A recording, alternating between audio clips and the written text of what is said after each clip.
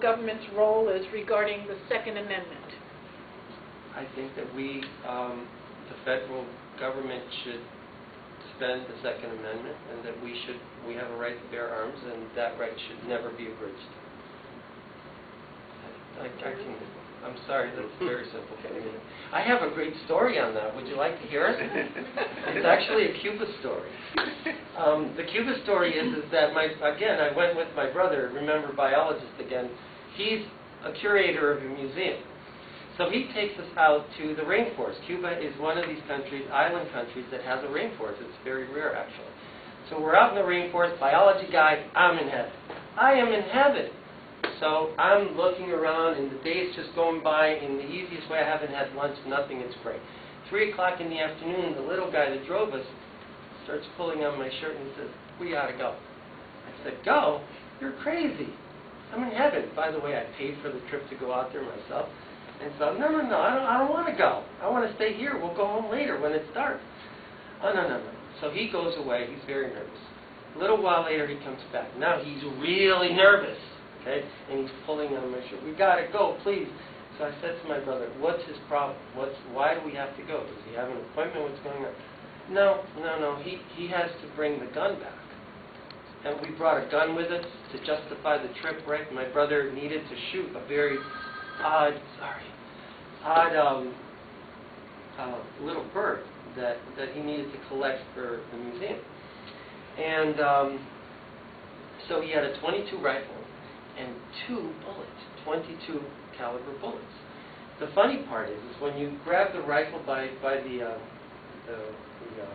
trigger mechanism, you know, the cover, and you could shake it and the whole thing moved. So it was a toy. It was like a BB gun. It was silly. It was a silly little toy. So I said, "Well, out of curiosity, why does he have to return the gun?" And he says to me, "Well, Fidel Castro's in town tomorrow. And if he doesn't put that gun back in the warehouse where it belongs, along with the 2 shells or the 2 bullets, it's 5 years mandatory hard sentence. No trial, no nothing. In the morning, they pick him up, he's gone. And he can't afford to leave his family that way." I said, "Let's go." What's the point? The point is that our weapons protect us from a tyrannical government. And weapons, or a lack of weapons in Cuba, have allowed that tyrannical monster to maintain control over 12 million people for 50 years, as long as I've been alive. And that is disgraceful, and that is something that we should make sure never happens in this country, ever. Thoughts regarding the Patriot Act?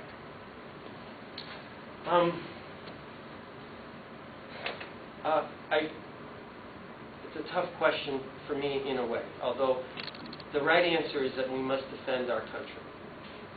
At the same time, I am a fundamental Constitution advocate, and I worry that we not trample on our God-given and Constitution-protected rights.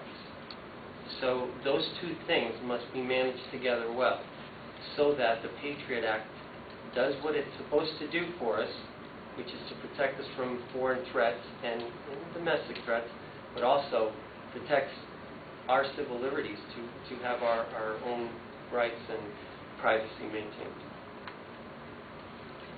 Okay, this is a little longer question with a few sentences, so I'll read the whole thing and then, you know, if it's not clear, tell us. Do you believe, Rick, a state has the right to nullify a federal law? Explain your stance on the 10th Amendment using health care as an example. In other words, if the federal government passes the health care bill as it currently exists, do you believe that it has usurped rights that belong to the states? If so, what recourse is available to members of Congress and or to state governments? So, is that clear, the concept there? It is clear. I understand your question, and I understand that there's states right now that have already begun the process of challenging the health care bill. I understand where they're going with this. I worry about the Constitution. We have a process in this country for repairing challenges, unconstitutional acts by Congress and the President, and that's the Supreme Court. That's the method for challenging an unconstitutional act, which I know the health care bill is. It's an unconstitutional act. It's a construct that should not be allowed. But I don't want to trample on one aspect of the Constitution to defend the other. So I would say we do everything that we can as a state, make every public statement, although this state would probably go along with it, unfortunately, I must say. But the states need to act within the construct of the Constitution. And that is a challenge in the Supreme Court. What are your feelings on the Kelo eminent domain case? I think that eminent domain is allowed by the Constitution for public use. The Kelo case is a classic example of a state taking property from one private entity and giving it to another private entity. I think that the Supreme Court failed miserably in that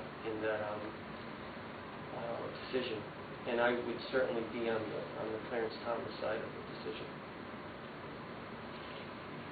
Going forward, what do you believe our policy should be on the war on terror? Our policy on the war on terror, and I want to be very specific about that, we are at war with people that don't like us. Islamic extremists don't like us. Wherever the battleground is that we need to engage our enemy that hates us, that is a battleground we must go to.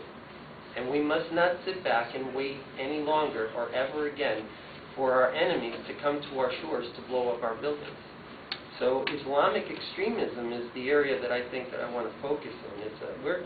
Terrorism is a broad word. There's terrorists in Spain. There's been terrorists in Ireland. We're not at war with those people. They have their own issues in their own areas. We're at war with Islamic extremists that do not like the way we live. It's an intolerant religion, and we must ask Islam, just in general, to reconcile itself to our existence, especially in this country. And that means that we are a tolerant, religious tolerant nation. But should we be religiously tolerant to a religion that believes that other religions must be destroyed?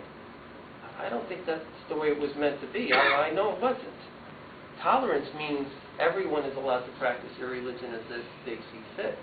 But no one religion can tell another religion you can't exist. That we must defend and protect against. Thank you.